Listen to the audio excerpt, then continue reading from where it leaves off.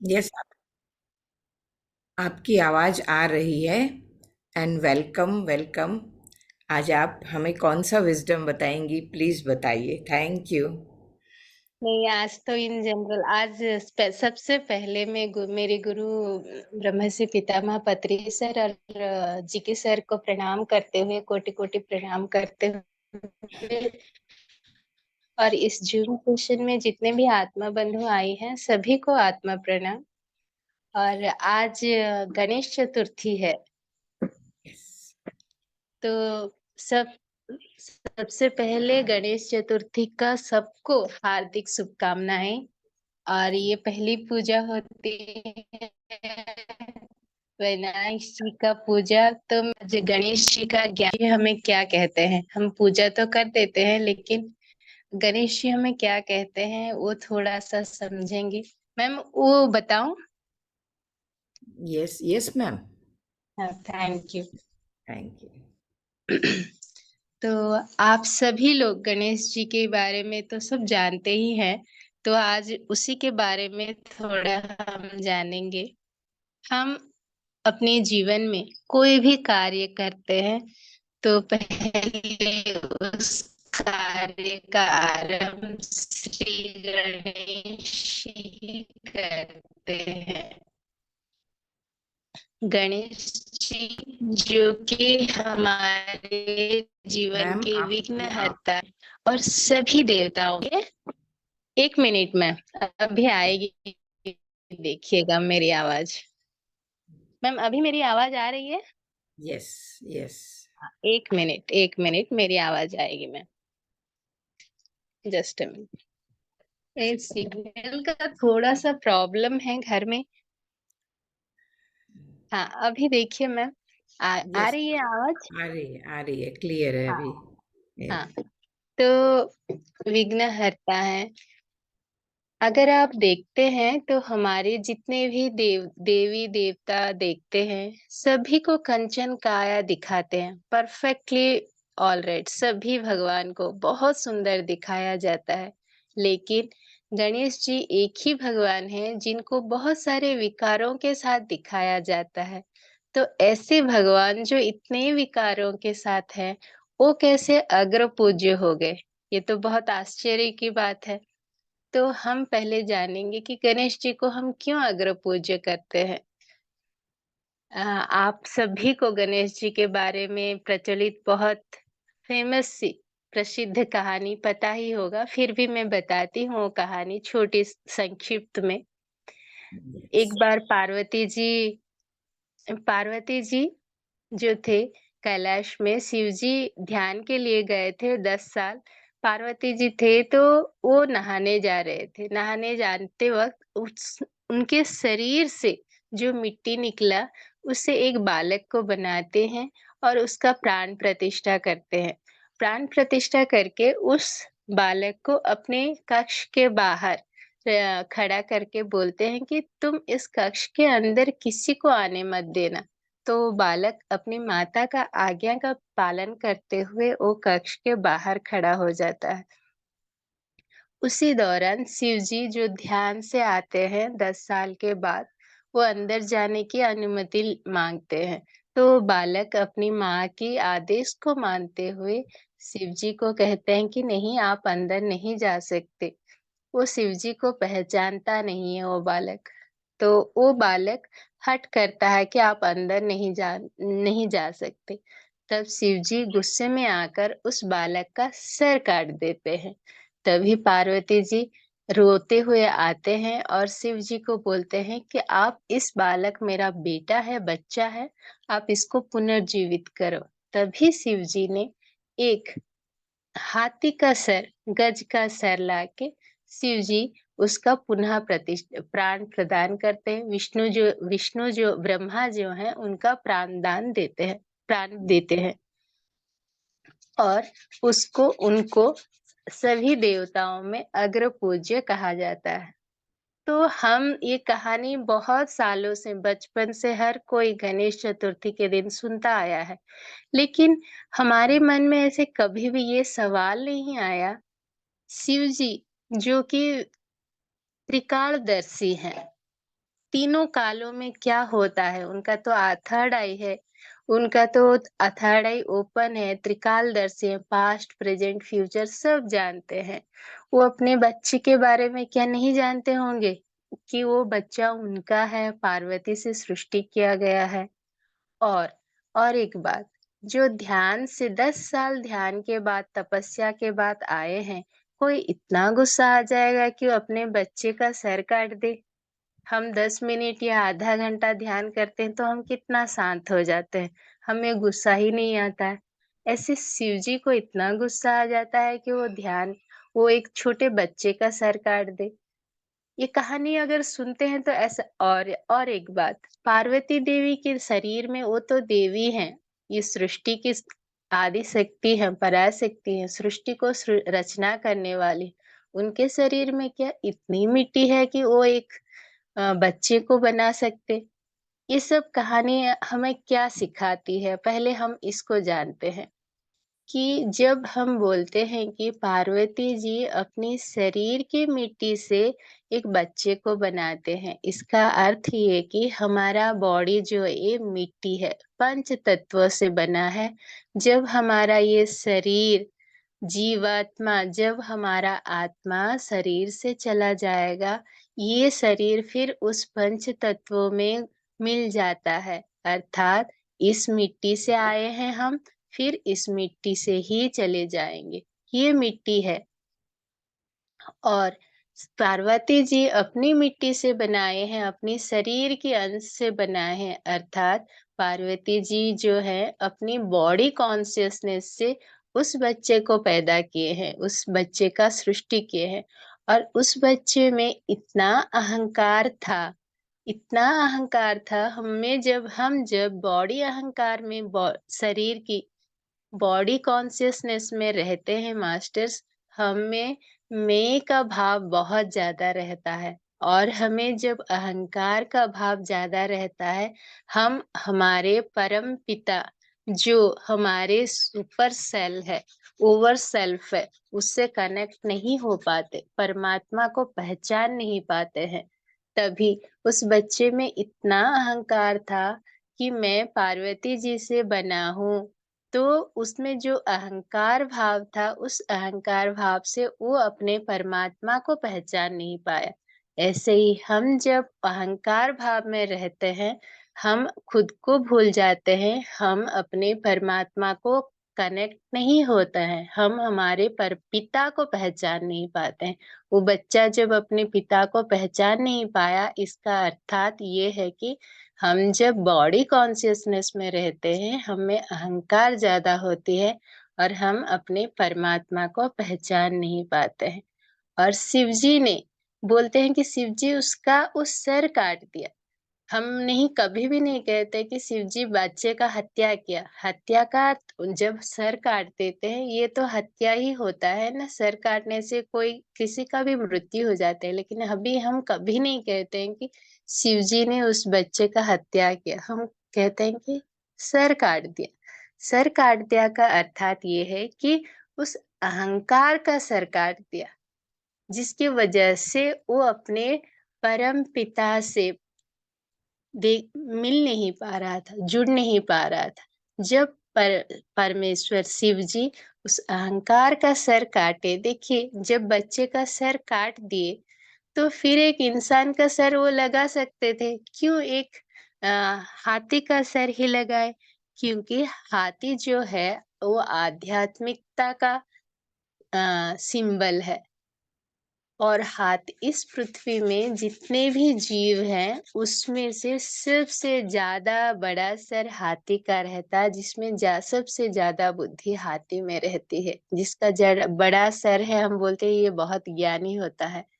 तो उसका जब भगवान हमें हमारा अहंकार का सर काटते हैं, तब हमें भगवान और एक सर देते हैं, अर्थात एक बुद्धि और विवेक से भरा एक सर लगाते हैं, आध्यात्मिक बुद्धि से भरा सर लगाते हैं। इसीलिए हाथी का सर दिखाया गया है गणेश जी को। ये कहानी कहती है वो कहानी में। और एक आप अगर गणेश जी का प्रतिमूर्ति को देखते हैं, तो गणेश जी का प्रतिमूर्ति को हम समझने की कोशिश करते हैं। गणेश जी का सर बहुत बड़ा, अर्थात उसमें ज्ञान बहुत ज़्यादा है, आध्यात्मिक ज्ञान बहुत ज़्यादा है। जिसमें बॉडी कॉन्शियसनेस चला जाता है, उसमें आध्यात्मिक ज्ञान अपने आप आ जाता है। और उस उनके आँखें बहुत छोटे-छोटे दिखाए जाते हैं। सर इतना बड़ा और आँखें बहुत छोटी। आँखें बहुत छोटी का मतलब देखिए, हम जब दूर की चीज़ देखते हैं, आँख को थोड़ा बंद करके देखते हैं, आँख को छोटा करके देखते हैं। इसका अर्थ जिसका आध्यात्मिक ज्ञान ज़्यादा रहता है, उसका दृष्टिकोण बहुत ज़्यादा रहता है। वो बहुत दूरदर्शी होता है, बहुत चीज़ दूर की चीज़ देख सकता है। क्योंकि वो आध्यात्मिक वो बुद्धि से, विवेक से वो काम करता है, आध्यात्मिक बुद्धि से, इंटेलेक्ट से वो काम करता है, इसीलिए वो दूर की चीज़ को देख सकता है। वर्तमान में जो कर्म करता है, उसका बाद में उसका प्रभाव क्या होगा, वो देख के वर्तमान का कार्य करता है, कर्म करता है, विचार लेता है, बात कहता है या कर्म करता है। हम कर्म 3 चीज़ से करते हैं ना, विचारों से, हमारी बातों से और हम जो कर्म करते हैं। तो जो जिसका इंटेलेक्ट ज़्यादा होगा, जो वाइज़ होगा, स्पिरिचुअली वाइज़ होगा, इंटेलेक्ट होगा, उसका ये जो परि दूरदर्शी होगा वो, दूर की चीज़ देख पाएगा।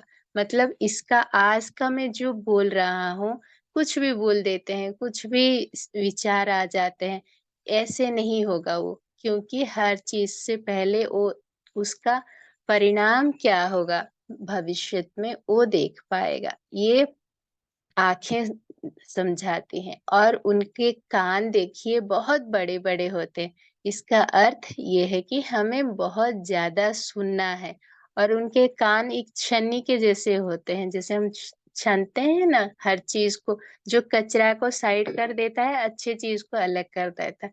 तो ये कहते हैं कि हम इस दुनिया में जब रहते हैं, बहुत सारे चीज़ सुनते हैं इस कान से।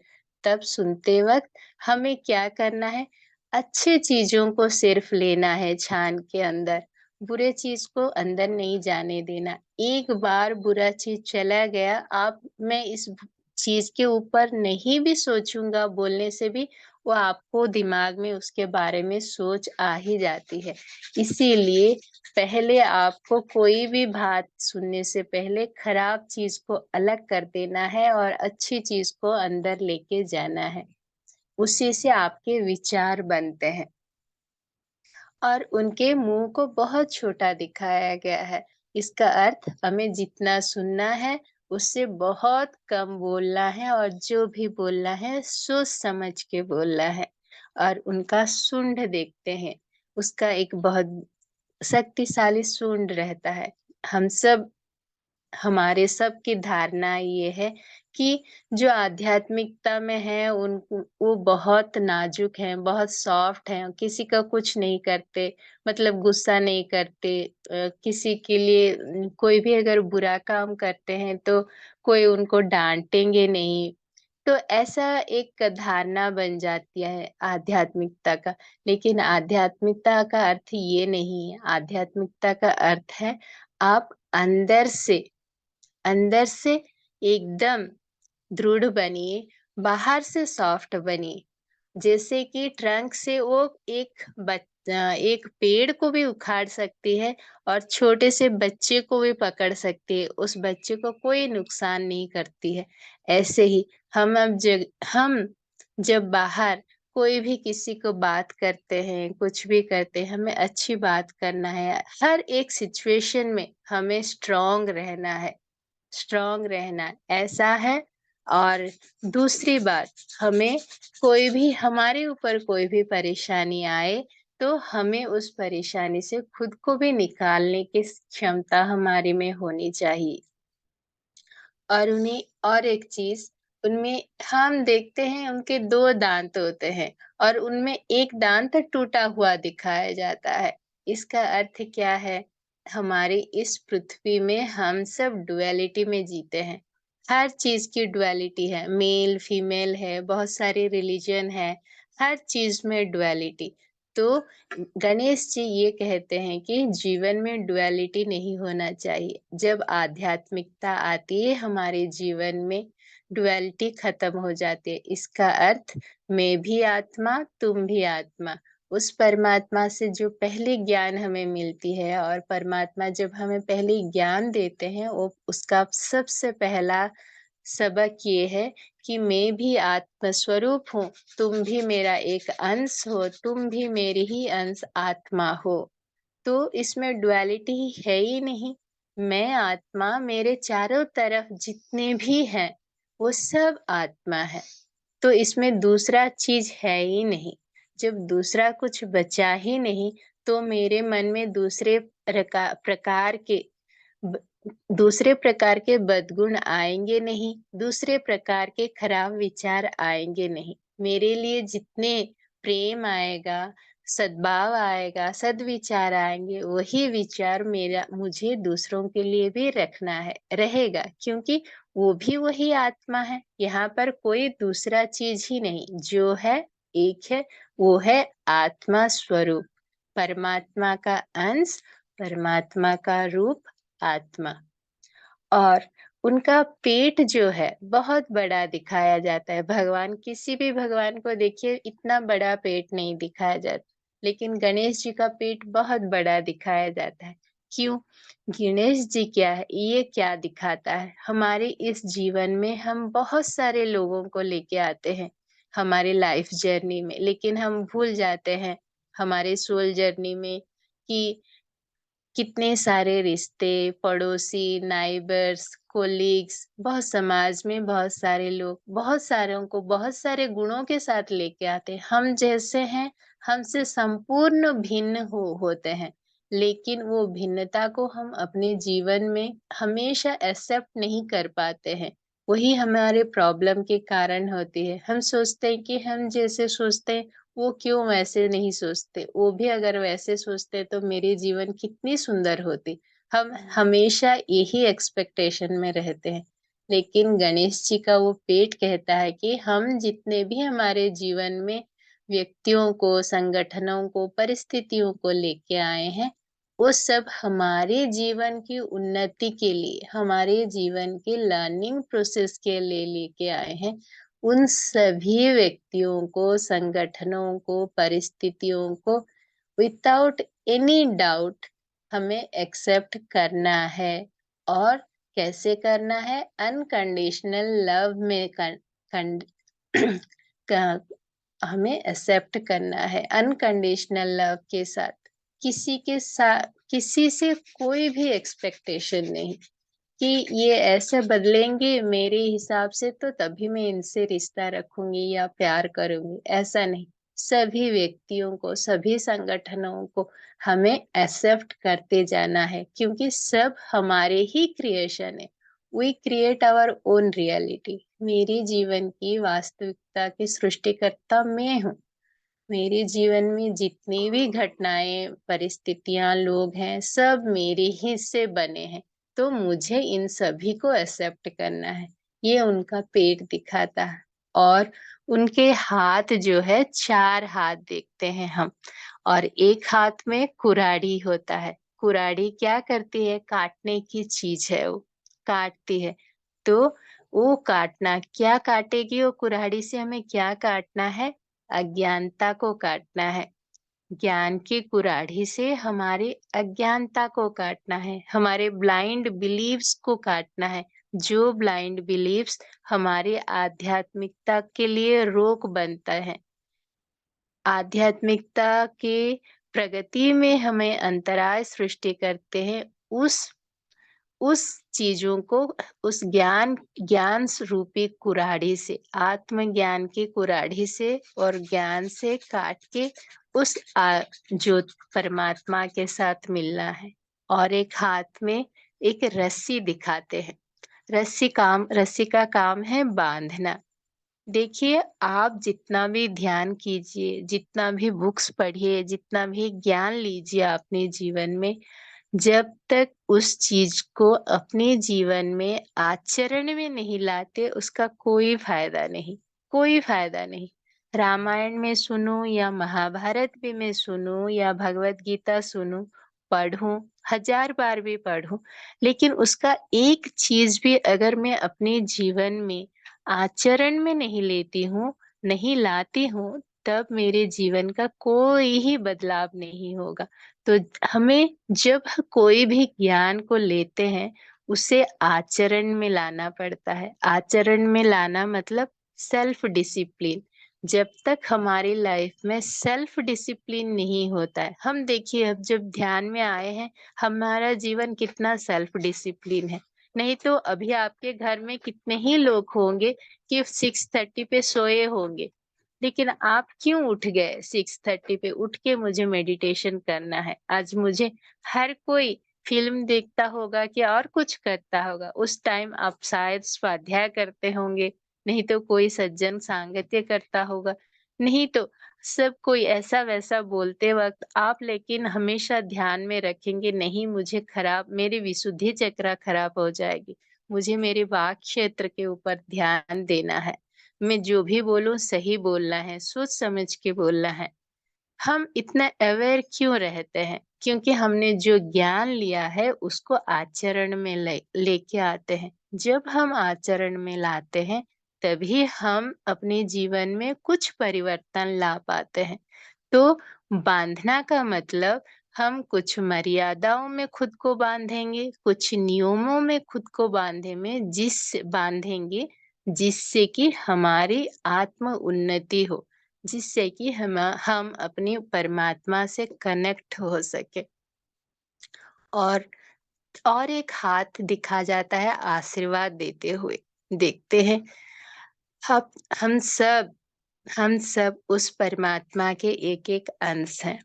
तो परमात्मा जब देने वाले हैं, तो हम भी तो देने वाले हैं ना, उनके ही बच्चे हैं। तो माता-पिता जैसे होते हैं, बच्चे भी तो वैसे ही गुण होते हैं। आम का पेड़ से आम ही फलता है, आता है, उगता है। वैसे ही हम अगर देवता के बच्चे हैं, देवता सब देने वाले हैं, तो हम भी तो देने वाले ही होंगे ना, हमारा भी गुण देने का ही होगा। लेकिन आज की दुनिया में हम क्या देने वाले हैं? देने वाले आत्मा हैं? आजकल हम सब अपने जीवन में कुछ ना कुछ दूसरों से माँगते ही रहते हैं। किसी को प्यार चाहिए, किसी को सिक्योरिटी चाहिए और किसी को एक्सेप्टेंस चाहिए, किसी को एप्रिसिएशन चाहिए। हम दूसरों से सब एक्सपेक्ट करते हैं। लेकिन हम ये भूल गए हैं कि नहीं, मैं देने वाली आत्मा हूँ, उस परमात्मा का अंश हूँ। जब हम ये रियलाइज़ करेंगे, तब हम सभी को जीवन में दे सकते हैं। हमारे पास बहुत कुछ है देने के लिए। सबसे पहली चीज़, सबको अनकंडीशनल प्यार दे सकते हैं आप। उससे बड़ा चीज़ कोई नहीं है, क्योंकि प्यार जो है इस दुनिया में सबसे बड़ी शक्तिशाली एनर्जी है। उसकी फ्रीक्वेंसी सबसे ज़्यादा है। शायद 350 टू 400 बोलते हैं। तो आप वो अनकंडीशनल लव दे सकते हैं। तो आप सभी को, हम सभी को प्यार दे सकते हैं, दुआएँ दे सकते हैं, कृतज्ञता दे सकते हैं। इससे ज़्यादा और क्या चाहिए जीवन में देने के लिए? तो हमारे पास सब कुछ है देने के लिए। तो गणेश जी का वो हाथ कहता है कि आप सब देने वाले आत्मा हो। हमेशा जीवन में देना चाहिए जो आपके पास है। ज्ञान है तो ज्ञान दो, प्यार दो। और चौथा हाथ में, उनके हाथ में मोदक दिखाए जाते हैं, बहुत मीठे-मीठे मोदक। देखिए मिठाई हम कब खाते हैं? ज़िंदगी में जब कोई भी खुशी की परिस्थिति आती है, खुशी का एक मौका मिलता है, कोई जीवन में सक्सेस होता है, सफल होता है, तब हम मिठाई बाँटते हैं, बोलते हैं कि नहीं हमारा ये बिज़नेस सफल हुआ, मेरा बेटा एग्ज़ाम में फर्स्ट आ गया। कुछ भी ऐसा कुछ भी जीवन में हम जब सफल हो जाते हैं, तब वो मिठाई का अवसर आ जाता है। तो गणेश जी को आप देखते होंगे, कोई भी प्रतिमा में उनको मोदक को खाते हुए दिखाया नहीं गया, सिर्फ पकड़े होते हैं हाथ में। अर्थात हम जब जीवन में कोई भी सफल होते हैं, सफलता को प्राप्त करते हैं, उसको पकड़ना है, अंदर लेके उसमें गर्व व अहंकार में ईगो में नहीं रहना है। लेकिन हमारे जीवन में जब हम सफल हो जाते हैं, हमारे में अहंकार आ जाते हैं, ईगो आ जाता है और दूसरों को हम बहुत छोटा मानते हैं। मैं जीवन में सब कुछ पा लिया हूँ, मैंने जीवन में सब कुछ पा लिया है और मुझसे बड़ा कोई नहीं, मुझसे बड़ा ज्ञानी कोई नहीं। हम थोड़ा भी कुछ ज्ञान ले लेते हैं, हम सोचते हैं ज्ञान का अहंकार बहुत ज़्यादा ही रहता है और सूक्ष्म ही भी है, पता भी नहीं चलता है कि आप कब अहंकार कर रहे हैं। इसीलिए हम जीवन में गणेश जी के जैसा सफलता हमारे जीवन में आएगी, लेकिन उस सफलता को पकड़ के रखना है, ईगो के साथ नहीं रहना है। और उनके जो 2 पैर हैं, 2 पैर में एक फ़ोल्ड रहता है ऊपर और नीचे का एक पैर जो हो नीचे रहता है और ग्राउंड को पूरा टच नहीं करता देखिए, उनका टॉस ही टच करता है। इसका अर्थ क्या है? हमें इस दुनिया में, इस पृथ्वी में रहना है, इस सुंदर धरती में सबके साथ रहते हुए, हमारे सब कर्तव्य करते हुए, हमारे सब रिस्पॉन्सिबिलिटी को लेते हुए और एक पैर देखिए ऊपर रखे हैं। इसका अर्थ कि हमें भौतिक संसार में रहते हुए आध्यात्मिकता को पकड़ना है, उस परमात्मा से कनेक्ट होना है। ये गणेश जी का प्रतिमूर्ति को आप अगर देखते हैं अच्छी तरह से, ये गणेश जी को दिखाता है और गणेश जी इतने बड़े हैं, इतने बड़े गणेश जी का कितना छोटा-सा वाहन देखिए, बहुत आश्चर्य की बात है ना, मूषिक उनका वाहन है। मूसिक को आप देखते हैं, चूहा को उसका काम क्या है? वो दिन भर खाना खाता है, अगर उसे खाना भी कुछ नहीं भी मिलता है ना, वो दूसरा कुछ ना कुछ इधर-उधर काटता रहता है। उसके खाने का चीज़ ना भी हो, वो काटता-फिरता रहता है हर चीज़ को। इसका अर्थ है, वो मूसिक जो है, चूहा जो है, हमारे इंद्रियों का काम करता है, वो इंद्रियों को दिखाता है। हमारी इंद्रियाँ जैसे काम हो भी तो काम करते हैं, काम नहीं भी हो इधर-उधर भागते रहते हैं। जो उसको ज़रूरत हो, ना भी हो, वो चीज़ लेके जाते हैं। तो गणेश जी जो हम भी वो गणेश जी के जैसे हमें हमारे इंद्रियों के ऊपर जब अधीन नहीं होता है, हमारे इंद्रियाँ जब हमारे अधीन में नहीं होते हैं, तब हमारे इंद्रियाँ चूहे की तरफ इधर-उधर की चीज़ें को काटती रहती है, हर चीज़ में इंटरफेयर करते हैं। तो गणेश जी जब ये गणेश जी की तरह सब चीज़ों से, सब विकारों के ऊपर अधीन पा लेते हैं, हम इस चूहे जैसे इंद्रियों के ऊपर बैठ सकते हैं और तब वो इंद्रियाँ कहीं भी नहीं भागेंगे, इधर-उधर कहीं भी नहीं भागेंगे। तब हम हमारी इंद्रियों को जीत जाएँगे और जो इंद्रियों को जीत गया, जो इंद्रियों के अपने अधीन में रख सकता है, वो हमेशा उसके आत्मा के साथ ही अनुसंधान होके रह सकता है और जो अपने आत्मा के साथ रहता है, वो परमात्मा के साथ जुड़ सकता है। और ये गणेश जी का महत्व है, मैं जितना समझी और मैं इस ये ज्ञान आप सभी को इसीलिए शेयर की और इस बार जब भी आप गणेश पूजा करें, तो अवेयरनेस के साथ करें कि गणेश जी हमें क्या कह रहे हैं। गणेश जी का पूजा केवल पूजा नहीं है, हम सब में जो गणेश हैं, विकारों हैं, वो विकारों से वो गणेश जी हमें जय करने की शक्ति दें और हम भी हमारी इंद्रियों के ऊपर जय कर सके और गणेश जी के जैसे अग्र पूज्य बने। और देखिए गणेश जी के 2 वाइफ हैं, एक रिद्धि और एक सिद्धि।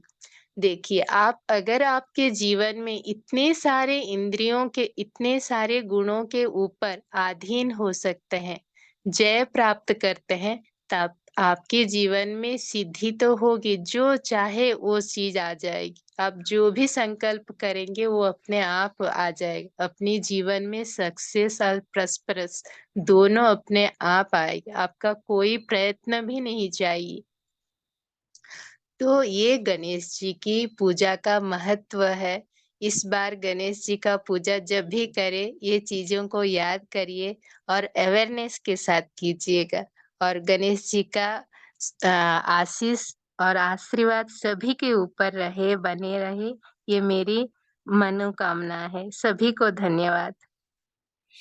Wow, thank you, thank you, thank you, thank you ma'am. बहुत सुंदर तरीके से आपने पूरा गणेश जी का जो आपने बताया है उसके, थैंक बहुत यू। सुंदर। Thank you, thank you. Yes, आप तो जब भी बोलती है ना, ज्ञान की गंगा बाहर निकलती है, इतना सुंदर आप बताती हैं। Thank you. ऐसे थैंक ही आज मैं सोची तो गणेश जी के बारे में आप सभी को थोड़ा-सा बोलूं। आज गणेश जी का पूजा है, तो सभी तो करते ही होंगे गणेश जी का पूजा, तो इस बार अवेयरनेस के साथ करेंगे। इतनी यस, अहम पूजा है, तो आप सब मुझे ये मौका दिए, इसके लिए धन्यवाद ma'am. Thank you. Thank you आपको, बहुत बहुत थैंक यू मैम, ग्रेटिट्यूड आपको तो। हम सब की तरफ से बहुत बहुत धन्यवाद। आप इस धन्यवाद। मंच पर आई और हमें इतना ज्ञान दिया, बहुत बहुत धन्यवाद। रियली। तो दोस्तों,